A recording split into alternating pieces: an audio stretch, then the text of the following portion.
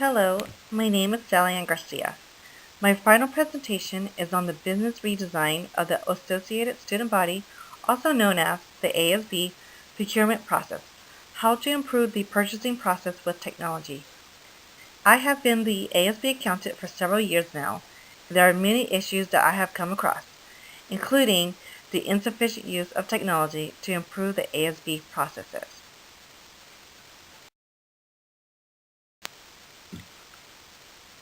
The California Education Code Section 48930 allows students in California's public schools to raise money and make decisions about how they will spend this money. Student organizations are established to raise and spend money on behalf of students are called Associate Student Body Organizations, or ASBs. ASBs must be made up of current students. They function as individual and separate organizations from the site and district. They gather revenue, they have expenses, they have their own inventory, their own bank account, etc.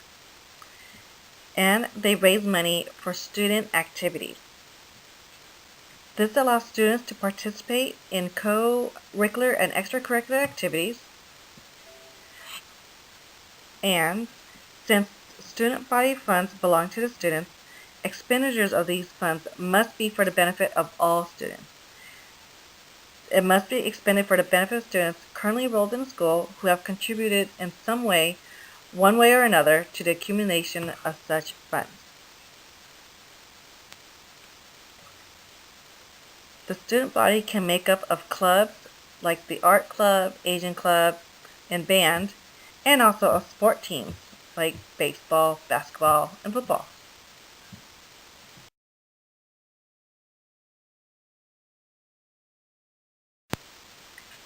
ASB groups are present in primary and secondary schools as well as continuation schools and colleges. They incite school spirit and student participation with dances, field trips, and games such as Powder Puff.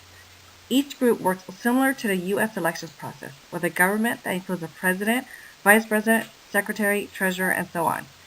Here at Cal State, we have the Associated Students Incorporated, that is the university level ASB.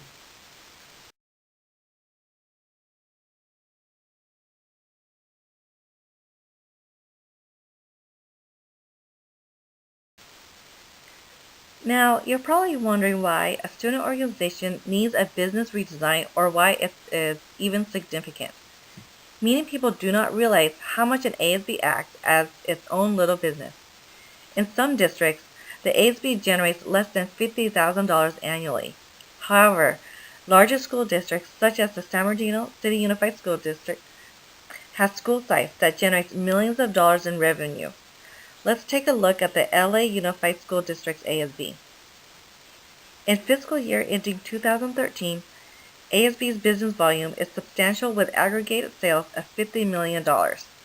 Secondary ASBs, which includes the middle and senior high schools, aggregate sales of $38 million and it's 75% of all ASB sales. High schools alone make $22 million in 1 year. As you can see, they derive income from various activities, from Valentine grams to prom to yearbooks.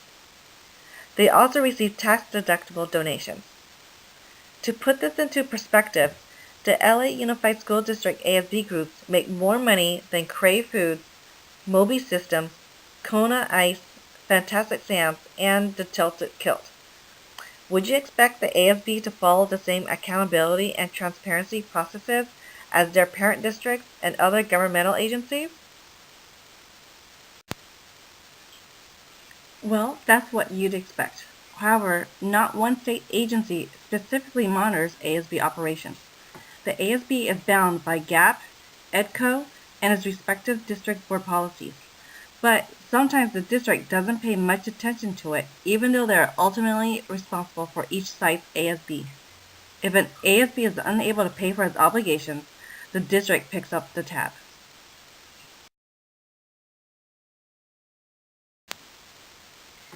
And because there is no uniform set of procedures and it is generally up to the individual school site to operate it, the ASB is not streamlined or centralized. I have audited several school sites with an ASB, and they each do nearly everything differently. Processes, paperwork, even cash handling procedures vary. The management information systems, if any, are hardly taken seriously. This weak structure and oversight from this site and district increases the chance for fraud, abuse, and misappropriation of funds. Nearly 90% of all ASB revenues come in the form of cash. With no formal receiving procedures or ethical standards, cash can be received by group but never deposited into the ASB account. If you don't get a receipt, how can you prove you ever gave money to the ASB in the first place?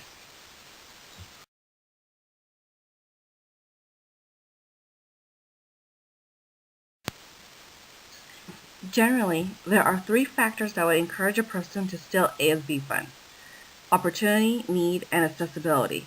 When these three factors align, people may feel they can do it and get away with it.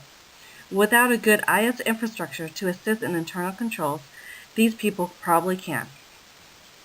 The misuse of the ASB funds shed a negative light onto the school district.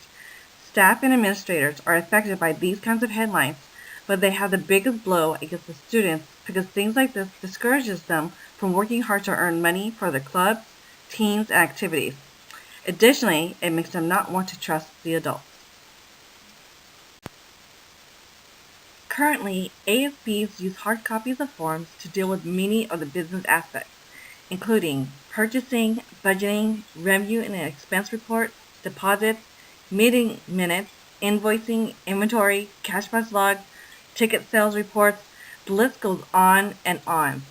These hard copies are exchanged through many hands, increasing the chance for mistakes and lost forms. And mind you, these are generic forms. Can you imagine the different formats and types of forms other schools use since they all do something different?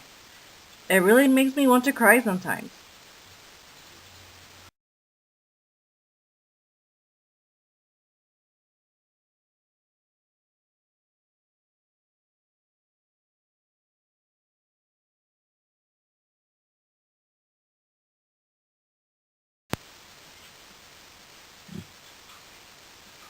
A database management system would be appropriate to handle all of this paperwork. By centralizing and managing the data on one program or interface, ASB personnel, auditors, students, and school district officials would be able to manage the information efficiently and easily access that information. The data, such as vendors and independent contractor information, would be organized as well. For the sake of time, we are just going to focus on the purchasing process and how streamlining it with technology will help increase efficiency, productivity, accountability, while decreasing the chances for mistakes and abuse. So here is a sample purchase order along with a purchase order log. Each school should have a purchase order form for use when ordering goods for the various clubs and for employees who use their own funds to purchase items and then request reimbursement. The request order form demonstrates that the proposed purchase has been approved by all of the appropriate staff members and students.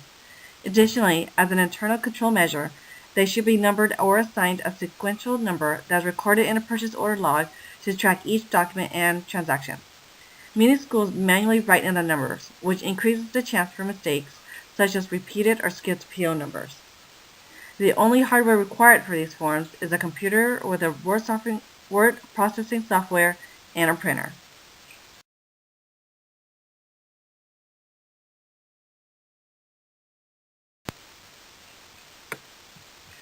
There are several issues with this process. The form is exchanged at least 5 times, more if it's rejected back to the club or handed off to an art club member or an ASB student. The chances increase for lost paperwork. Another issue is the lack of acknowledgement the club sent the form to the business office, or even to the ASB director. Copies can be made and a receipt can be issued to the club from the accountant, but then again, this adds more paperwork, decreasing the efficiency and productivity. What if a school site had over 100 clubs and teams, equating to at least 100 accounts? For a school district that generates $50 million a year like LAUSD, making copies and sending receipts or even emailing every advisor on the status of the purchase order request wastes time and resources. Paper isn't cheap anymore, and using it so often wastes money. A government entity such as a school district should follow the Paperwork Reduction Act, Look how much paper my office used in one semester. Similar to the SBA case in Module 5, forms are lost, many calculation errors occurs, missing signatures, duplicate purchases, and even duplicating invoices. The lack of communication can further weaken this process. Say a form was sent back to the principal because he forgot to sign it. It is left on his desk only to be lost under a pile of other forms. Fingers would start being pointed at others, citing blame for the delay in the purchase and the lack of accountability. There is virtually no IS infrastructure involved in this previous process, so that is the first thing that needs to be implemented. We can't have these students continue using hard copies when everything else is so wired. There are good commercial off-the-shelf software that can assist in streamlining the purchase process. However, there are ERP and cloud programs such as CSM that would be able to handle large volume income and expenses. These are more expensive than simpler COTS such as Blueberry and QuickBooks, but the value for the price is worthwhile. District-wide contracts should be used rather than each site handling their own contracts. One single contract would grant a lower price on items, especially bulk and volume sales, which means more commissions and revenue for the ASB. Energy-efficient vending machines can be purchased as well that individual sites would otherwise be unable to afford. To reduce paperwork, forms should be available online. Advisors, business office staff, and administration could have logon credentials to complete, view, and approve this form. If a form is missing information or if it's illegal purchase, administration would be able to reject the request simply by clicking the reject button or something similar. Then the advisor will be alerted by email regarding the rejection.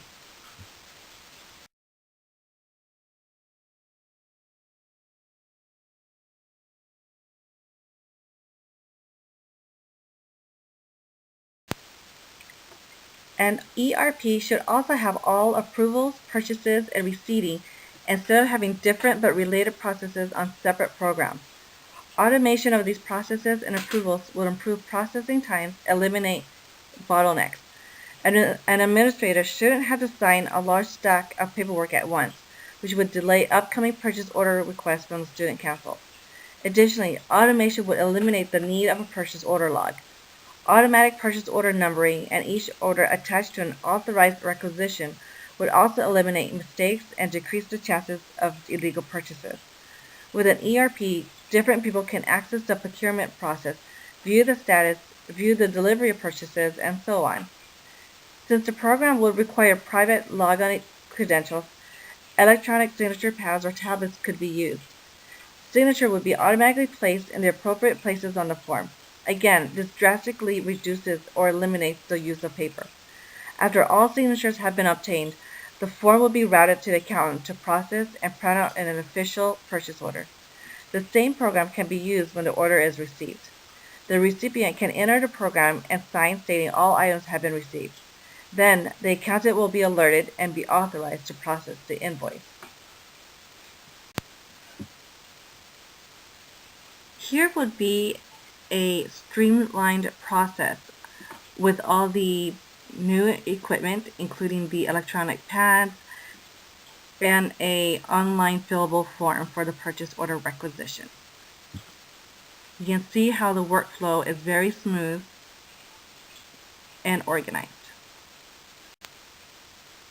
As you can see, the ASB processes needs to be updated and streamlined, most especially the purchasing process. An ERP or a simpler purchasing software allows the ability to track and monitor open and closed requisitions and orders. By having reform to the processes, it will be easier to convert requisitions to purchase orders by automation. This would also cause transparency and accountability as anyone can view the workflow and the status of the purchase orders, the account numbers, the amounts, and so on. Lastly, it causes a faster and a more efficient and more productive student.